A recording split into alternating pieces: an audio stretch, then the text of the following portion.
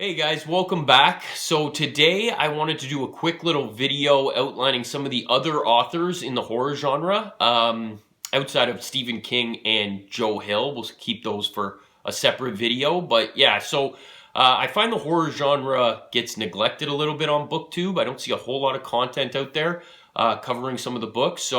Yeah, today just a few books from some other lesser known authors, I guess you could say. That I read, that I enjoyed. Let's get into it. Once again, before we get going here, if you like this kind of content, if you love Stephen King, if you love to read in general, hit subscribe below, hit like to this video, and we'll keep making them for you. The first book I want to go over is Hex by Thomas Oldhoyvelt. We'll start with a quick little overview of the plot here. Welcome to Black Spring, the seemingly picturesque Hudson Valley town haunted by the Black Rock Witch, a 17th century woman whose eyes and mouth are sewn shut. Muzzled, she walks the streets and enters homes at will. She stands next to children's beds for nights on end. Everybody knows that her eyes may never be opened or the consequences will be too terrible to bear. The elders of Black Spring have virtually quarantined the town by using high-tech surveillance to prevent their curse from spreading. Frustrated by being kept in lockdown, the town's teenagers decide to break their strict regulations and go viral with the haunting. But in doing so, they send the town spiraling into dark, medieval practices of the distant past. This chilling novel heralds the arrival of an exciting new voice in mainstream horror and dark fantasy. So basically this book, I really enjoyed it, first of all. It does get shit on a little bit on Reddit. I know the horror lit group on Reddit tends to say a lot of bad things about this book. I think what people have to keep in mind is when a book is written in a different language and then translated back to English, there is always going to be some sort of disconnect there. So that's something you gotta keep in mind when you're reading this novel. But overall, I found this novel was extremely creepy. There's not a lot of novels I read that do indeed just straight up give me the creeps. And I found this one, a lot of the scenes with the witch, especially going through the houses and the way she would just kind of linger and do whatever she wanted was extremely creepy to me. Now the ending is the problem to a lot of people. The Dutch version does have a different ending than the English version. I'm not 100% sure what the Dutch version's ending was. I'm not going to give away the English ending here, but I mean, a lot of people were disappointed in it. I didn't mind it, to tell you the truth. I thought it was an interesting take, and you know, it was just a little bit off the beaten path from the usual cliche stuff. So I found the originality was there, so I enjoyed that part of it. Next up is Summer of Night by Dan Simmons. First off, I just want to say, if you are a fan of It by Stephen King, you're probably going to like this novel. It's got the same plot lines of kind of a fellowship of young kids in a small town coming together to defeat evil on a large scale. So yeah, if you like Stephen King's It, you'll probably like this novel. It is the summer of 1960, and someone or something is stalking the young people of Elm Haven, Illinois. One child has already disappeared, perhaps in the twisted, ancient depths of Old Central, the hulking relic of a school which stands like a fortress in the center of town. Strange things have been heard, voices, whispers, rustlings in the night. For one boy, the tragically gifted son of a bitter alcoholic, it starts with a curious, terrifying voice over a radio tuned to a midnight frequency. Others have felt unsettling sensations, a mysterious rush of cold air in the heat of summer, an unexplained fear of the dark. And they have seen unexplainable sights, gaping holes in the earth with raw, red walls, the bizarre corpse of a monkey, a silent, faceless World War I soldier appearing in a window at night. Something ancient and festering holds the key to the lurking evil in Elm Haven, its rebirth heralded by the midnight tolling of a forgotten bell. When this long silent bell begins to peal in the middle of the darkest summer night, these children and their families know it marks the end of innocence and the beginning of a reign of terror. So I read this book last summer, in the middle of the summer, and it kind of went with the ambiance of this novel because it's a bunch of kids on summer vacation running around, taking on evil. So if you're one of those people who like to read a book and set the the atmosphere with what's going on in your life or the time of year, read this one in the middle of the summer, and it'll kind of add to it a little bit. I really love this novel. I love Dan Simmons as an author. I think he's very versatile. I want to get into Dan Simmons a little bit more in a future video because I do have a lot of his books. But yes, this one is one to check out for sure. Now, there was a sequel to Summer of Night. It was called A Winter Haunting. So it takes place many years later with the kids as now adults. It is set in the same town. So A Winter Haunting, again, if you liked Summer of Night, you can't go wrong with A Winter Haunting because obviously you want to see where the story goes from there. So real quick, what this book is about. A once respected college professor and novelist, Dale Stewart has sabotaged his career and his marriage, and now darkness is closing in on him. In the last hours of Halloween, he has returned to the dying town of Elmhaven, his boyhood home, where he hopes to find peace in isolation. But moving into a long-deserted farmhouse on the far outskirts of town, the one-time residence of a strange and brilliant friend who lost his young life in a grisly accident back in the terrible summer of 1960, is only the latest in his long succession of recent mistakes. Because Dale is not alone here. He has been followed to this house of shadows by private demons who are now twisting his reality into horrifying new forms, and a thick, blanketing early snow is starting to fall. Once again, Dan Simmons at his best here, sequel to Summer of Night. It's a really good read. It's a shorter read. You can get through this one pretty quickly. So yeah, if you like kind of creepy ghost stories, then you'll enjoy this one. Another Dan Simmons book I want to talk about is Children of the Night. Children of the Night? Yeah, I'm always not sure if it's Children of Night or Children of the Night. It is Children of the Night. It is a vampire story. A bit of an original take on the whole Dracula plotline. So real quick, once again. In a desolate orphanage in what remains of post-communist Romania, a desperately ill infant is given the wrong blood transfusion and flourishes when he's supposed to die. The discovery of his unique immune system may hold the key to the long-awaited cure for cancer and AIDS. For a dedicated American doctor, he promises the medical breakthrough of a lifetime, as well as a very special love she's never been able to find. But he also conceals a shockingly intimate link to a clan of vampires and their legendary leader, the fiend the world calls Vlad Dracula, who, for centuries, has triumphed over countless rival tyrants, including Death himself.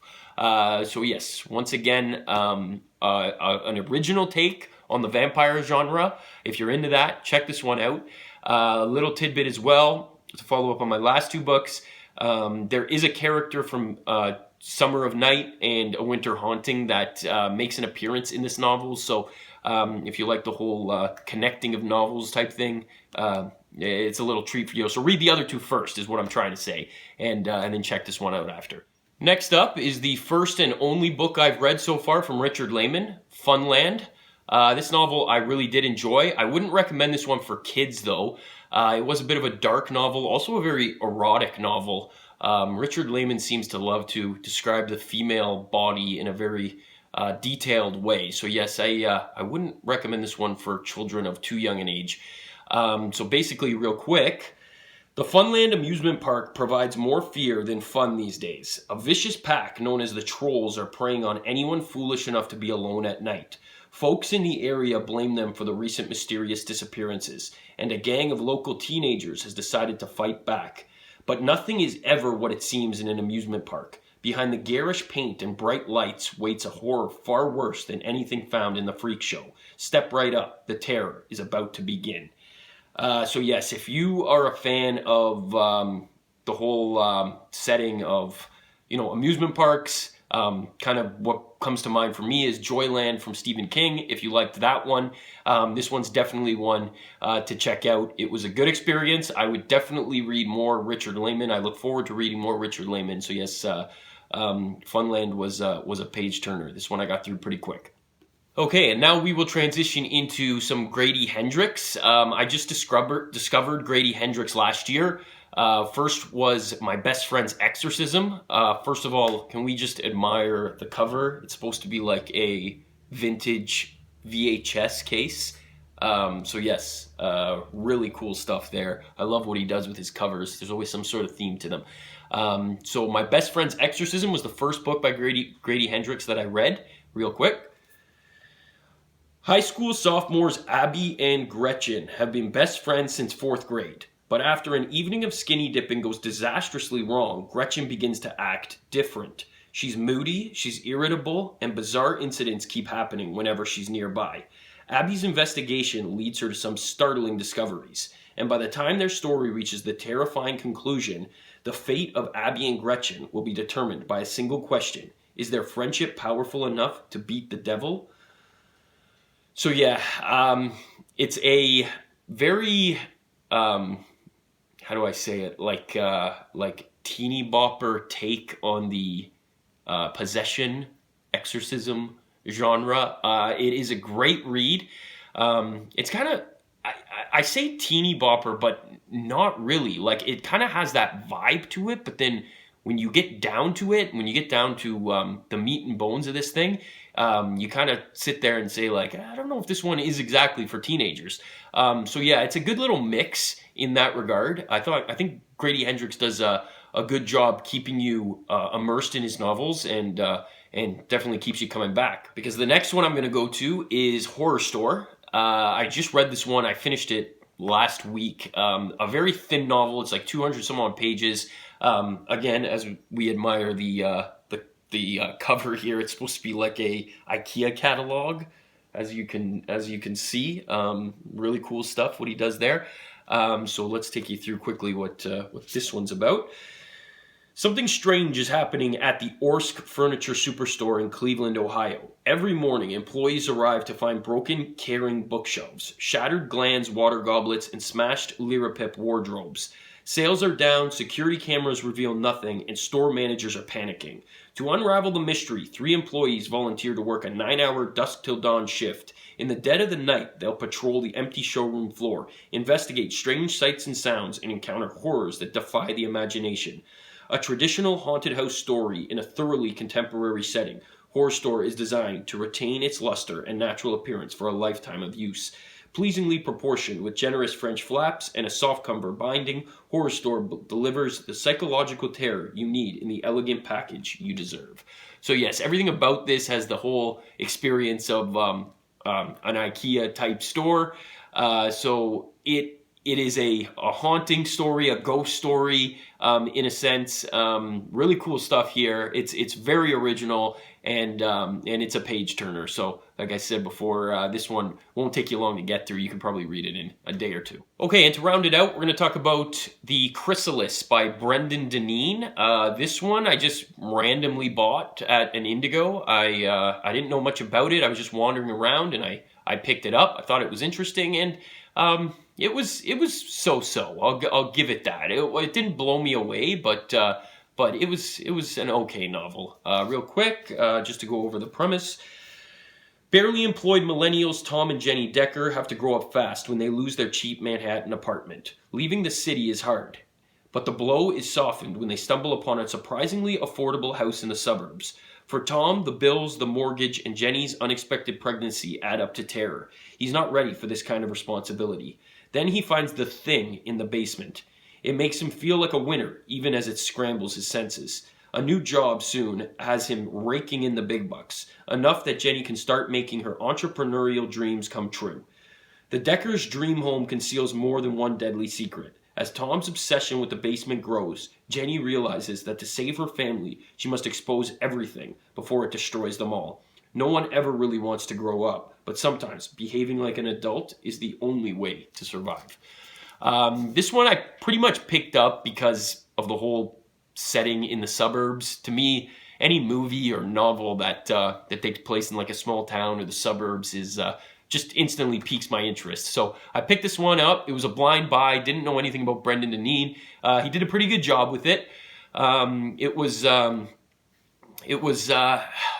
It had a bit of an Amityville horror type feel to it, where there was some sort of external force influencing the way an individual was acting. Yeah, if you were into that kind of thing, you should definitely check this one out. It was a pretty entertaining read. Okay guys, thanks for checking out my video of my horror recommendations. Once again, if you love to read, if you love Stephen King, which is my primary focus on this channel, Subscribe down below, like this video, and look forward to talking to you guys soon. Thanks, bye.